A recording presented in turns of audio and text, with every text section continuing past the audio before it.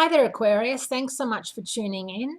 And we're looking at August 21st through August 27. And as you know, unless you've been living under a rock, there's a total solar eclipse happening this week. And it's happening in Leo, your opposite sign of one-on-one relationships. It doesn't really matter, though. It's not about that. It's really about the fact that it's happening in the USA.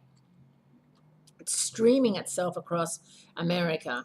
And it's going to be very interesting. It's coming at a time when, of course, we've had President Trump in power since January of this year, and it's been one disaster after another. He's got the lowest approval rating of any president, I think, right now. And, he is a Gemini, but he happens to have Leo rising.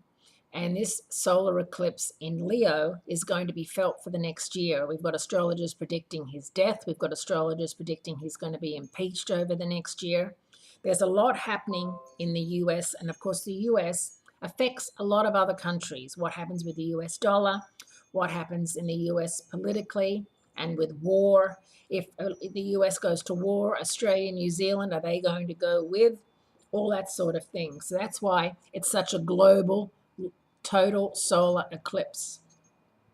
Now, on the positive side, this solar eclipse emphasizes fiery and charismatic leadership, strong-willed, dominant, full of self-confidence. Well, that's check for Donald Trump.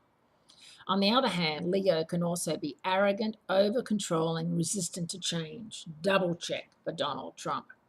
In the eclipse chart, the only planet that the sun moon can see during this eclipse is Uranus, and Uranus promotes progressive or revolutionary change. All these clues lead to the idea that this eclipse has something important to say to Americans about our collective national pride and possibly different Uranus position for the United States as a leader in the global community. This eclipse is going to virtually take over and be the most important thing that happens in 2017. That's saying a lot. A productive Mars-Saturn trine on Tuesday opens the door for the second time this year, see March 5, for you to get a lot done because it's easy to stay focused. Although progress may be slow, hard work and determination will bring amazing results. Then, later on that same day, the sun shifts into Virgo, indicating that the month ahead will be focused on a detailed analysis of the state of your work and your health.